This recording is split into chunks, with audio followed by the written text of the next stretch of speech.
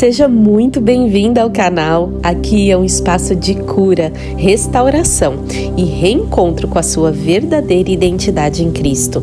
Eu sou Gabriela Noble, terapeuta e mentora cristã de mulheres, e hoje vamos juntas mergulhar em mais um conto terapêutico, uma linda história que fala diretamente com a sua alma e acessa partes que talvez você nem sabia que ainda precisavam ser curadas.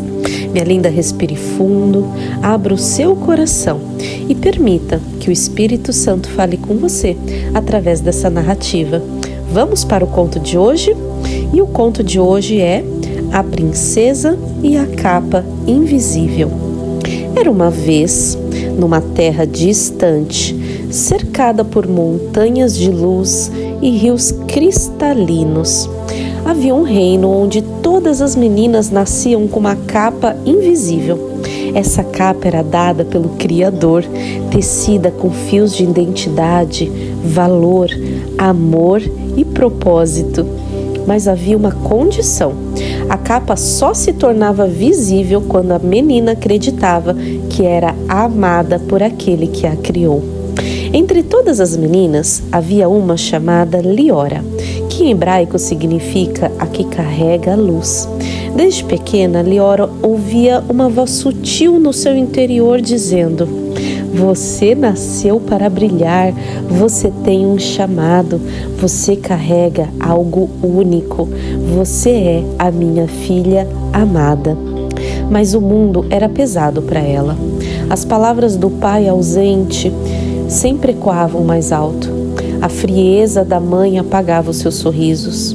As comparações, as críticas, os traumas e os silêncios começaram a sufocar aquela voz interior. Com o passar dos anos, Liora começou a esquecer da capa. Começou a se ver como comum, pequena, sem brilho. E quanto mais duvidava de quem era, mais pesada ela se tornava por dentro. A capa já não brilhava mais. Um dia, ao caminhar pela floresta do reino, encontrou uma velha mulher sentada sob uma oliveira. Seus olhos eram profundos, sua voz suave como o vento. "Por que anda tão curvada, menina?" perguntou a velha. "Porque eu não carrego nada de valor, só os restos do que fui", respondeu a menina. A mulher sorriu, pegou um espelho de cristal e entregou nas mãos dela. "Olhe com atenção, não com os olhos da dor, mas com os olhos do céu, com os olhos do seu Criador." Liora hesitou, mas ao olhar no espelho, viu o brilho dourado ao redor dos seus ombros. "O que é isso?" perguntou surpresa. "É a sua capa", a senhora respondeu. "Ela sempre esteve aí, só que as mentiras que você acreditou a deixaram invisível. Só o amor verdadeiro a torna visível outra vez." Naquele instante, lágrimas começaram a cair pelo seu rosto. Ela se lembrou da promessa do Criador, da voz sutil que falava dentro dela desde a infância. E conforme ela voltava a acreditar que era amada por aquele que a criou, a capa se tornava mais nítida, mais bela, mais poderosa, mais brilhante. A mulher sorriu.